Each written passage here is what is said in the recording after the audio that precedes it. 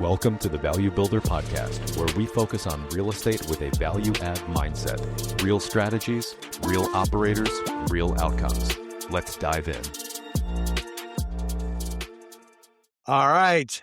Welcome, Value Builder community. Today I have my dear friend, Mike. He is, I believe, in Miami right now. I know him for 4 or 5 years. He's in a similar space. He is always on a cutting edge in technology. He runs a family office with his brother, dad, and his mom. And they started buying multifamily and right now transition to other asset classes. I'm super happy to have him here.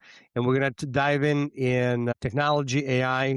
I'm very excited to learn from him.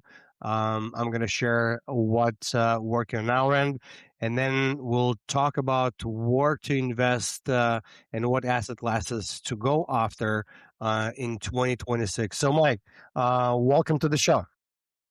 Thanks, Saul. Thanks for having me. All right, so let's let's start with we didn't catch up probably for I would say 6 months or so. Yeah. Maybe let's dive in right away. Where do you see AI in real estate? And I think there is a lot of hype going on right now. What I see, most of the case studies probably it's not working, just a lot of hype. But I know you guys are employing a lot technology and also AI. Do you have any specific use cases right now in your business that's really working when it comes to AI and technology? Just recently in the last 6 months, what have you done, guys? Yeah, and I mean, before going into that, there's something to preface, and obviously there's a lot of hype around AI. And for the last few years, since like 2022 and ChatGPT coming out, every department and every Fortune 500, any company, any vertical has been trying to force AI into something that may not necessarily work. And you're having a lot of reports of people spending tens of millions of dollars on building out these applications that either one, don't do the full process, or two, don't get adoption by the users. People that don't know what AI is, but it's a department that are like, hey, this is a new tool, come and use it. It's going to make your life a lot easier. Understanding that a lot of these products fail, and that was like 87%, I think it was like from Stanford or from MIT, the study from Boston. The goal was to first educate everyone in the team what it is. And I think that's really important. It's really having a few sessions, speaking through what Claude is, what ChatGPT is, what the models are, what are projects, what are skill.md folders, how do you construct generally what the elements of a lot of these kind of workflows are. Then you go into having them write down what type of workflows they do on a consistent basis and allow them to be part of the process of curating an agentic workflow. It's an agentic workflow is very easy. We can talk about it a little bit more to follow up, but that's really the important part, because like just throwing in AI doesn't solve the problem. You have to have your team understand what it is, have them buy into the idea that their lives are going to be a lot easier and their output is going to be greater. And with the greater output, their lives also become better, whether there's financial incentives or whatever it is. So that's number one, is the team. It's always team. The second thing that you were talking about is, how are we using AI? There is the basic frontier models that you guys have. ChatGPT, you have Claude, Perplexity kind of ran out of the game, Gemini, which is also a big contender. They're always pushing over one another. However, what we've realized is that ChatGPT is very personal and retail, consumer driven. It's not the one for us. Then you have Gemini and you have Claude. Mm-hmm. Gemini, if you're on the G Suite platform and you're using Gmail, I think Gemini is the way to go. We use Microsoft 365. We do a lot of Excel work like a lot of others. We use Argus for underwriting. And so we led to Claude. And I think Claude Opus 4.6 now, I think 4.6 and Sonnet 4.6 has really put itself ahead of Gemini in the way that it executes in an executive suite. Mm-hmm. Claude has been built for businesses. Gemini was built for both consumer and business. Claude is really specifically business. And you can see that by the way that they build out their connectors, their plugins, and how they integrate already into your ecosystem. And there's a thing called MCP servers, which allows for them to kind of blend into your platforms without too much technical like savviness. And to give you my background, I went to school for finance, and I also got a degree in comp sci, but I didn't use comp sci. I went straight into finance, family business. I spent some years outside of the family business that came in. So I never used any coding. I know a little bit of Python, but when I'm telling you these things, I'm not coming from any stage higher than most people when it comes to fluency in coding. I'm using a lot of these bots to kind of teach me what to look for, how to decode, how to plug in. And that's the beauty of what we're going through, is that there's this idea of recursion. And that was always an interesting part in comp sci classes. The cohort in the class always broke off. Within the first year and a half, you had the kids that just couldn't understand recursion. And there were ones that just understood it and they could just jump into it and they understood the power of it. And recursion is just a loop. It's a feedback loop. And that's what we're finding here, is that a lot of these models are now recursive, and you have to allow them to think on themselves, because otherwise you'll use up a lot of tokens.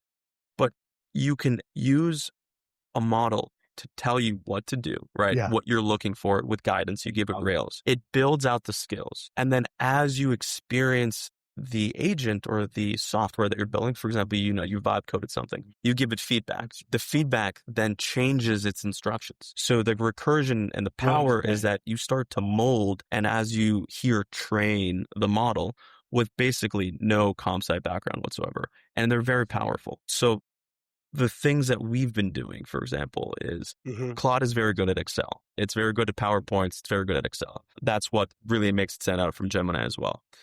And we use it for some high-level underwriting, like back in the napkin. People are sending us OMs, and we'll have it just immediately send to Claude to do some back of the napkin and generate what we think is or not a good deal, bullet points, so then we can respond to brokers very quickly on why we didn't respond to it. And every compartment here is a different approach. Brokers, for relationships with brokers to last, you have to make sure that you're engaged with them. So you are sending back offers, you are communicating with them, they're sending you deals, you are underwriting these deals, you're giving them feedback. That can take time and resources from your team. Why not automate that to a certain extent? And we can use a lot of our underwriting that we've already done to basically guide these agents to respond in constructive ways. It's not just, superficial, this and that, but the agent will ingest. So how am I doing this? There's a lot to talk about here, but N8N, which is like a Zapier, it's a connector. You can have it set up very easily that every time an email comes in and the context or the intentions of the email is like, review this OM. And if there's a PDF attached, it'll take it a PDF. It'll run it through Claude through basically our skill.md folders, just underwriting it back in the napkin using some models that we already fed it from Excel. It will then take the address. It will also then compare it to CRE. If you go to Apify, APIFY, it's a whole market of scrapers. You can scrape LoopNet, you can scrape CRE, you can scrape Google Maps, you can scrape a lot of things. But anyways, it'll take that, it'll compare the median income demographics that we go for. Our thesis is that we don't go into areas that are less than $85,000 in median income in 3 miles and don't have a population density of less than 70,000. So immediately, it's going to check all those things, which normally an analyst on our team would have to go and CRE. It's like a 10-minute exercise. The whole thing. And then it'll respond to the broker.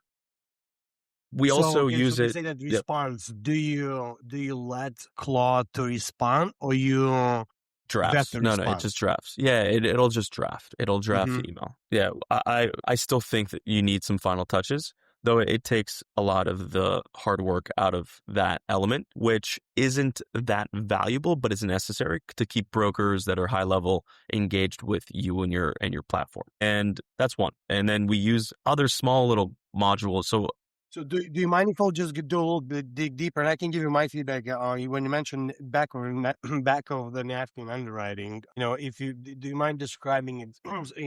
For example, on the Claude side, when I try to build simplify performance, and a lot of times it breaks, especially if there is more than 10 tenants.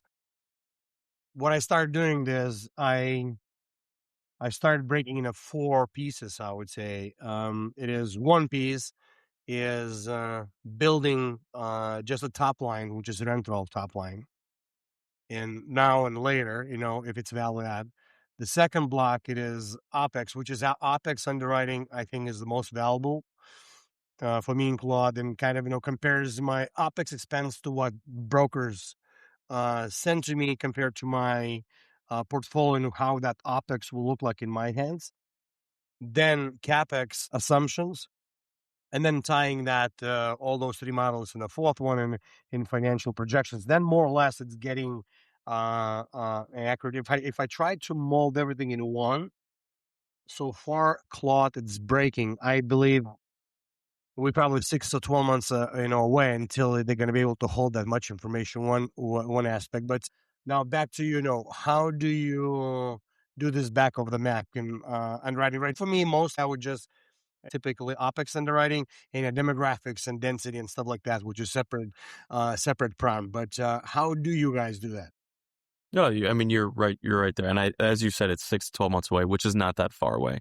Mm-hmm. That's just 1 year of a cycle away from it doing a lot more. That's the beauty of it. Like, and I see the passion in your eyes too. It's like we're anxious, and like every time there's an update, we're like plugging it back into what didn't work prior, hoping that it'll work now. But you can get around it. You can break down the API key in the actual chat bot. Yeah, it'll have a hard time. But if you use an API key and then you hire some interns to just do some of the comp side back, you can break it down into modules and then try to extract it. And you can deal with the token window. You can compress and you can work around that. Though we're not doing that entirely because it's too much. And I also agree with you that it's not going to give you the value and you're going to have to double check it. And in that process, you might as well do it yourself. Though back in napkin for us is demographics. It's comparing cost per foot, your basis. It's going in to understand the rent roll, what the leases are, comparing leases to what market is by pulling CRE comparisons and doing that type of level. Why is it 80% occupancy? Is it that the demand isn't there? Is it the rate? Is it online? It can't find it online. Those kind of metrics, like, is there indication that management isn't doing things correctly? Just enough to create in curiosity for an analyst to go in and then compile all the data from the broker and then put it into an Argus underwriting. And Argus, once we can replicate Argus and Claude, is that eureka moment of like, okay, it's going to create all these assumptions, all this. But again, assumptions are important and you have to train it on how to make assumptions. No, Argus, do you have a little bot that is putting data in Argus, or that's still manual process?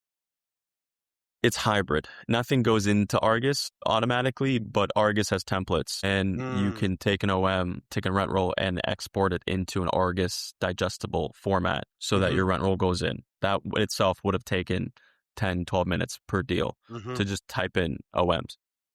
Of the rent rolls. So there's that. And you can also take the P&Ls if they give you P&Ls, if they give you that type of information, you can also plug that in as well as a starting point for your Argus underwriting. So it's a formatting element for now. Nothing is yet going into Argus automatically and typing all that stuff in. No, on Argus, no. I used Argus in the past, just asking with like third parties to build me a model when we go to, raise capital.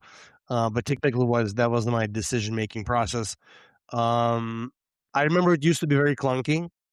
I don't know how it is right now. Are they jumping on a band? Also, are they jumping on that AI automation? Are they including anything or no? They're trying, but they had a conference last year. You're not seeing anything on the feature sets. Like same thing with Yardi. There's such legacy software companies and they're so clunky in the background. Their repository system, like if you've ever used Voyager 7, 7S, and 8 is just 7. They just changed the UI. Though it's such a complicated system, there's so much risk in these and I've spoken to some of these guys, like, why aren't you like Appfolio and all that? They're just built differently, culturally different. And they're all siloed departments and they're all scared. One engineering department is scared that if they do something that'll mess up like the main branch or whatever it is, they'll lose their jobs. It's not a tech forward atmosphere. It's really was driven as like an accounting platform specifically for Yardi and Argus too. It's legacy. These are private companies and they just kind of want to milk whatever they have and they want to iterate slowly. Also look at Salesforce too. I don't think Salesforce is, going to disappear, but it's losing a lot of market share right now very quickly with what's happening. Every time Claude and ChatGPT open up a new software, whole verticals drop by like 8%. Unbelievable. So it's, and we're not going to send to Argus, but I know you running a professional firm. You're raising, and you work with institutional capital. I don't know if you're liberty to answer that, but I used Argus for myself. Just only typical decision is made for me with my excellent writing in house, and I build Argus Performa if we go for called more professional capital, just to show them more numbers and validate numbers. So, question to you: do you make decisions on Argus, or the typical decisions made before that? No, I think we use Argus to make decisions. Yeah. Right. Okay. Yeah. So we'll send out LOIs without Argus, with just Excel work, some basic Excel work. These are not lowball offers, but these are offers where we're confident, we can take it down. And even with a margin of CapEx issues that we might see, and due diligence also gives us a margin to come back and get, proper pricing. We typically will send out LOIs on Excel, and only if the owner comes back in a relative ballpark that we think is appropriate, then we'll put into an Argus underwriting, and then we'll start to really engage where like our ZOPA is, to understand where we can strike, and then really start to engage and negotiate, and then introduce seller fi and a lot of different avenues and concepts to the seller to reel them in even further, because you never know what's on the table until you bring it up. So we heavily use Argus. We've integrated such like 2 years ago, and it can handle the complexity, a lot of these triple nets and grosses, and then you start to partition out certain properties, and it just works well, I guess. I mean, it is an industry leading platform for a reason. It is clunky, though. Once your team learns how to use it, it becomes a very powerful tool. But it's still hybrid. Like even Argus, we take the Argus cash flows and we throw it into our Excel models, which is where then you have the promote structures, you have some recapture elements as well if you're selling off parcels or out parceling, etc. So it's still a hybrid. Makes sense. Well, I learned something. So if you're using that for decision making process, it must be very valuable. I always had this idea. Maybe it's enough to prove the thesis in Excel. And I think it is, but it's also nice to have that certainty yourself. I think it's not that we lack conviction in deals, but if you're going to pursue something and you're starting to edge outside of the comfort zone of your price point, it's nice to also have that sense of conviction of like, okay, we've already done this. Let's go through the assumptions one more time. And you can replicate a lot of Argus into your Excel sheets. So I don't know what type of Excel sheets you're doing. You can technically create Argus in Excel. Yeah. It's not that hard. No, it's not that hard, but like you can make it. It's macros. They may break. You have to just check that, everything's working. So it depends on how your Excel's set up. But for Argus, it was just kind of what we did and how we worked. And it was also nice because you can set your debt brokers the Argus file immediately. They can get you sized up. You've only had 2-3 conversations with the seller, but you have 3-4 options of debt. You can understand you can get 2-3 years of construction with IO. That kind of benefits the deal. Now you can go up in price a bit more, and you can immediately step in with like proper stride and knowledge of what actually can get sewed together. So the Argus model, do you guys use it in the house, and is that one of your principals who is, maneuvering and modeling that, or do you outsource? On my end, typically I outsource to the third party. Of course, I review it, and if there's some inconsistencies, I spot it. But typically, it's done with a third party. How is it in your firm? Do you do it in house, or you use, third party underwriter? Build a model for Argus. Yeah, in-house. Makes sense. Every week I read hundreds of commercial real estate articles from across the U.S. and around the world. I connect the signals, break down the Fed moves, and share real case studies, not theory, from my 2 decades of real estate experience and actively doing deals right now. My team and I spend 15 plus hours on a weekly basis and deliver this to you for free. You can read it in 5 minutes. So every Sunday at 9:07 a.m., you'll get major commercial real estate news that matters, one Fed insights that matters, one deep dive case study from me or one of our operators who already made the mistakes, so you don't have to. thousands of commercial real estate operators and investors read this newsletter, especially in the value add space. And don't take my word for it. Check out hundreds of reader testimonials online. Plus, when you subscribe, you get instant access to a pro forma underwriting tool, the same one we use every single day to underwrite value add deals. Now, this is not for you if you're looking to get rich quick schemes, or if you're looking for theory and hallucinations, not real numbers, or you're not serious about commercial real estate. But if you want real tactics, real deals, real results, no bait and switch, go to joinvaluebuilder.com and subscribe for free. And see you there, guys. All right. What else? Is there anything else on AI frontier, on sales or prospecting or communication? Any case study that's working for you right now? Case study that's been working right now. We've been reaching out to owners and brokers via iMessage with chatbots. That's kind of interesting. Definitely increases the exposure of who you are, but you have to be very careful in how you build it and how you have it interact. So that's cold outreach, right? Yeah, cold and warm. That's been useful. Only blue messages, not green. You might as well not do it if you're using SMS. Then I'm fascinated by OpenClaw, CloudBot, whatever. I want to buy like 5 Mac Studios and just have it.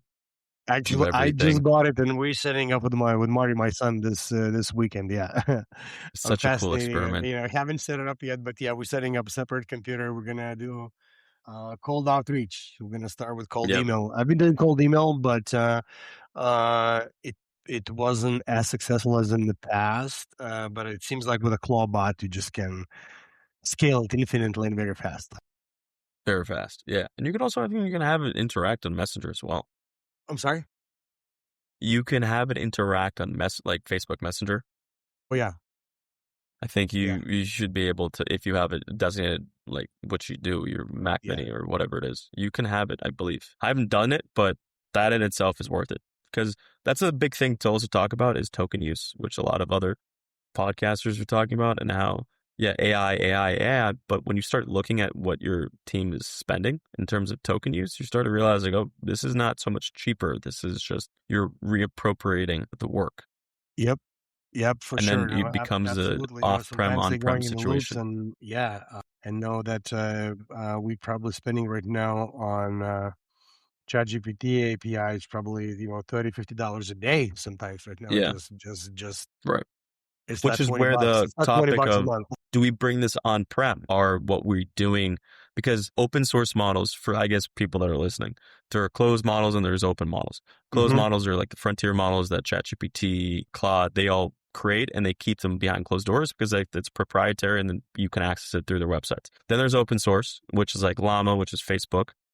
But the better open source models are like Kimi K and Quinn, which are coming from China. And just because they're Chinese doesn't mean they're plagued with a bunch of like disguises and hack bots. Open source meaning that it's online and anyone can copy and paste the code and change it themselves. So there's a lot of different branches to these open source models. So there could be like a US approved version of a Chinese open source model where it's like, we looked through this code and we saw that China was like trying to do this and that, but we took it all out and this is like the clean version. So that's the beauty of open source, is that everything is open. Anyone that can find it and get rid of it so that it's a clean version.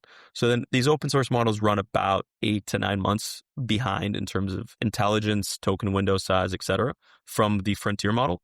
And right now, if you were looking Quinn Deep or Moonshot or something, they were just put on what is it called? They were just called out by Claude, by Anthropic, for distilling Opus 4.6. And distilling is when you basically create thousands and thousands of fake accounts and you start to ask questions to the frontier models such as Claude 4.6, and then you copy and paste their answers to train your model. So distillation is basically a cheat where you take someone that has spent billions and billions of dollars training a model, then putting behind a private door, and then they're then trying to take the answers and train their model to get even further. So China's playing a huge game right now because they understand the government, our economy right now is built on AI, right? It's a domino effect. Is it a bubble? I don't know. There's not a single GPU that's dark right now, right? Every GPU that gets put in is being used. This isn't like fiber optic from the 90s. However, this is like a whole side tangent. China knows that if it's able to pop the valuations of ChatGPT and all that, which, by the way, OpenAI is in a world of hurt right now. They're losing a bunch of money, and the only way they can keep doing this is by, and training these models right now are multi-billions of dollars. And anyone that uses open, like a free version of ChatGPT and asks it like a hard question, they lose like $8 to $9. Like it's insane. So it's not sustainable. They're sprinting for AGI to justify their valuation. So that aside, China knows that if it's able to puncture the US economy, it obviously has a much bigger, it has its ability to stand stronger on the global stage. And it very well knows that if it's able to demonetize what is considered to be the whole valuation of the US economy, which are these anthropic models, et cetera, it can crash the stock market. And it's been doing that. You very well saw that last year when DeepSeek came out and NVIDIA dropped by like 15%. And NVIDIA was the pure driver of... So what happened? What Deep happened? Moon. What did DeepSeek release that NVIDIA dropped? DeepSeek released one of their early versions of an open source model that at the time compared 85% to what ChatGPT 3.0 was at the time. And everyone's like, whoa, what's going on here? Like if they're, and it was also less energy intensive, which is huge. I mean, you can use less GPUs because they weren't given the H200 chips, which were like the top of the line Blackwell chips that NVIDIA was giving to all the other companies. And so China was like making do with what it had, which were the older generation GPUs.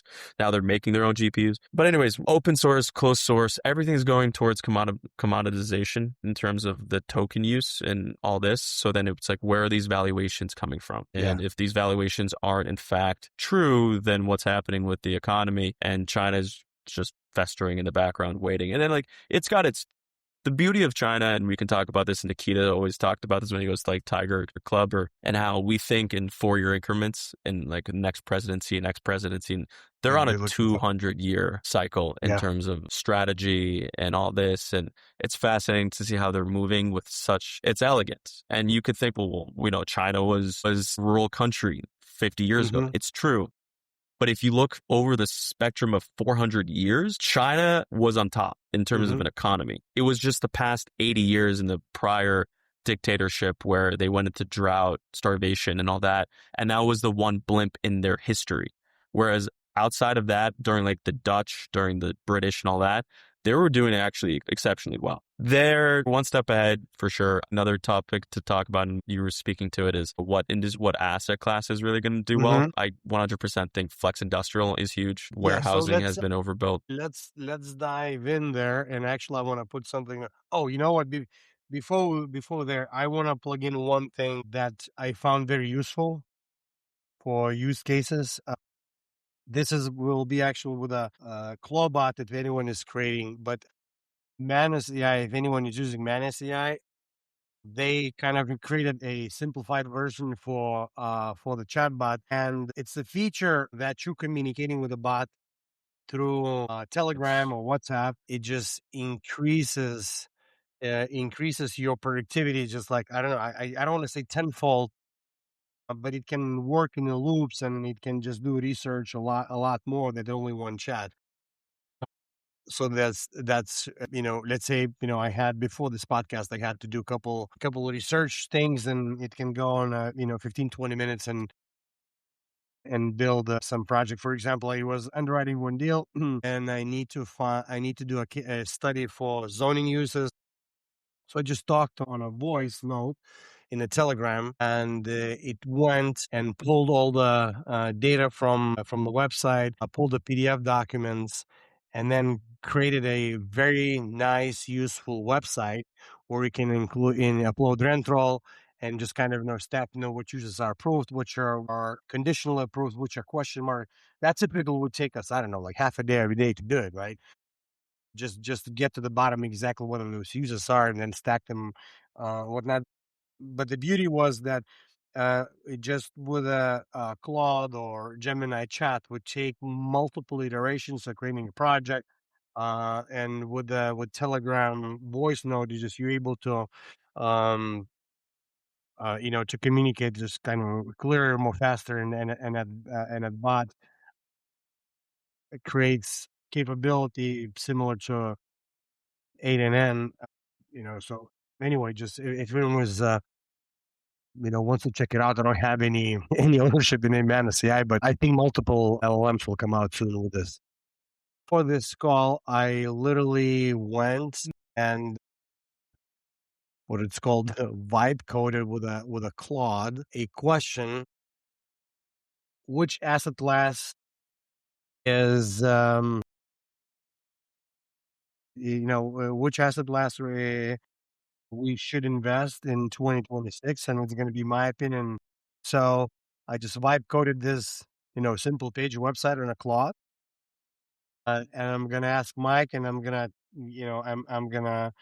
go through my selection. So Mike, so these are your traditional commercial real estate asset classes. Now let's pick three of them. So which ones in 2026 you think are the winners in 26? Let's pick three of them and give me your thoughts why. And also I'll do the same thing on my end. Sure. Yeah. So first and foremost, flex industrial. Mm-hmm. Different from large industrial. I think large warehouses were overbuilt, vacancies are high. Small bay remains low vacancy in many markets, very tight. The whole reshoring thesis, whether you believe in it or not, you don't need too much because there isn't that new much. There has been no new supply of flex industrial. They're incredibly easy to rent compared to warehouses. Your dark time is much lower, and there's plenty of use cases. You can also incorporate into R&D space, make a little bit more office if needed. Most of the time you don't, you're pulling office back, but generally you're dealing with smaller suites, larger tenancy pools, and already low vacancies, and replacement costs keep you very insulated from new product hitting the market. So that's flex industrial. The second thing I would put here, which you don't have, is agriculture. Agriculture. Yeah, agriculture is huge right now. I'll Has put been for a long land, but time. can you extend on that? Yeah, so the big beautiful bill right now allows for depreciation of about 90% first year of agricultural land, depending on what you're using. But for example, what we're looking into were pistachio farms. Pistachio farms or the orchard, the actual tree itself is depreciable. So if you're buying, let's say, a $10 million a pistachio farm, you can depreciate 90% of it, so $9 million. Now, if you leverage it, let's say 60%, and you're putting $4 million equity, you're putting $4 million equity and you're getting $9 million worth of tax credits first year. So as someone that is generating income from other sources as a tax shelter, agricultural land is phenomenal. There's also a thing called tax equity, which is equity that's coming from somewhere else that just needs tax sheltering and needs tax credits, which they will put money into these types of deals. And the big thing about agricultural land, specifically with pistachio farms, is water rights. The water rights will be worth more than the land itself in like a matter of 5 to 6 years. If you look into it, there's a Netflix documentary on it, etc. And also, Michael Burry was talking about this during the financial crisis and how he sold his portfolio and then he moved to buying almond farms. There's a reason he did that. He's a pretty smart guy. So that's something to look into. So may just follow up on this. So when you say 90% you can depreciate as a bonus depreciation, wow. So is that because pistachio farms have so much infrastructure? Because let's say compared to the industrial, right? It's not the PP&E.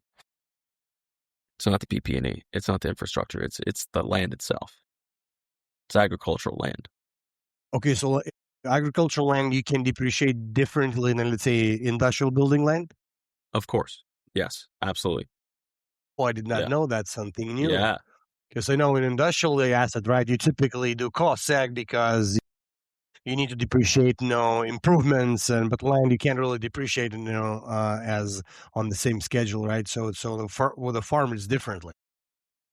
Yep, it's different. Makes sense. Okay, that's great to know. That's a really good nugget. Then the third one, I don't know, data centers, we haven't touched it. It's just such big money. You can flip. I've heard crazy stories of people flipping land for data centers. The power plays are insane. Buying it for 10 and then selling it for 25 with an energy study. But again, that's risk. You need to know what you're doing there. I wouldn't recommend anyone doing that type of stuff. Data centers, okay. Yeah, I would probably put retail, but I would put more like anchored retail, like grocery anchored retail. That's kind of a sure bet. So that's a number 4. I would take out data centers. You take out data center? Yeah. So industrial, agriculture, and retail. Awesome.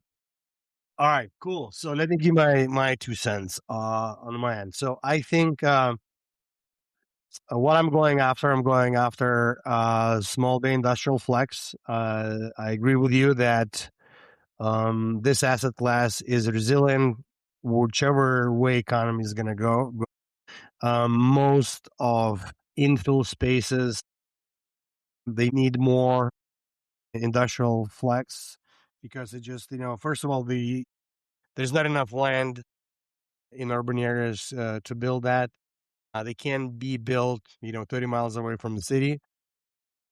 And many of those flex spaces in the past, let's say if they're older product, they were bulldozed and, big boxes are built instead of them. But these service businesses, they need these spaces. So they're going to be definitely in demand and limited supply.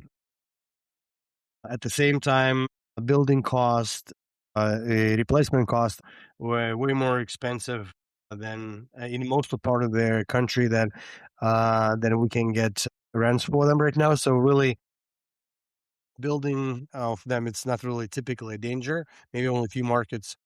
So it's definitely a really good tailwind for this asset class. Second one, I'll go with retail. Retail was it was really active probably 6 years ago when many people, including me, thought that Amazon is going to destroy retail demand. But at the same time, convenience, small shopping centers, they're still in big demand, and it doesn't seem like a grocery store is going to be replaced by Amazon. Just shopping habits did not change with the consumers. Obviously, we're talking big boxes. Yeah, those are hurting, but I'm talking small retail shopping centers. Again, similarly to small bay industrial flex, where the multi-tenant close to the neighborhood and service-based or grocery definitely will be still, a big demand. And next one, I would put, believe it or not, for myself, I would put office. And when I say office, it's a one-story office. At least what I see here in Chicagoland, it's definitely coming back. And again, offices that are um, in a multi-tenant office. We have a couple of properties, and we have really good success filling them in.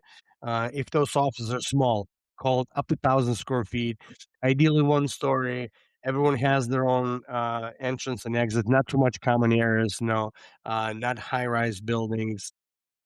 These have still good discounts, and I think those assets have the largest data. Of course, capital and debt is still very challenging with office, but that's where I'm going to be going after 2026.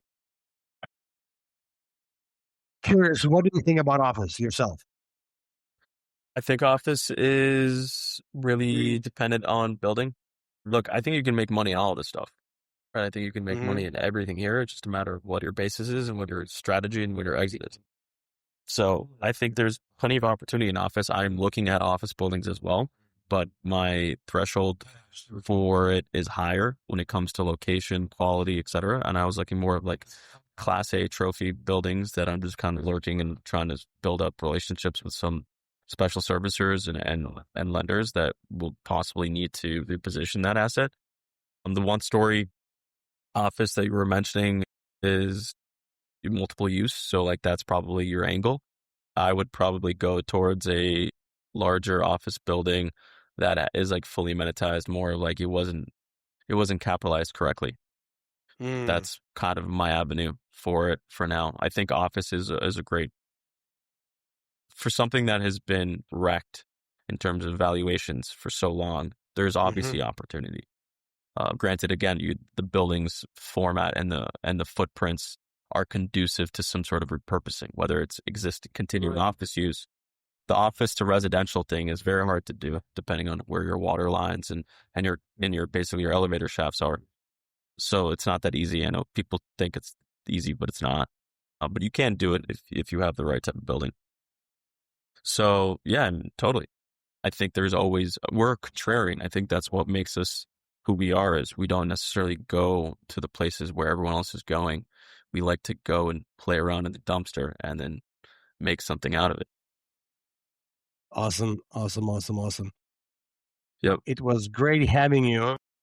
Like always, it's a wealth of knowledge, and I hope we're going to do another show soon. For the people who would like to follow you and possibly be part of your projects in the future, where can they find you? I mean, these days you find me everywhere. Instagram, at mkuritnik, or our website, investkumo.com, and just follow along. Just participate in at least seeing what we do and asking questions. That's kind of the best way of participating. It was great having you, Mike. It was a pleasure, and I hope to do another one again soon. Yeah, so this was great. Thank you, buddy. You've been listening to the Value Builder Podcast. For more strategies, stories, and episodes, head to valuebuilder.co or subscribe on your favorite app. Always make it better than you found it and keep adding value. See you in the next one.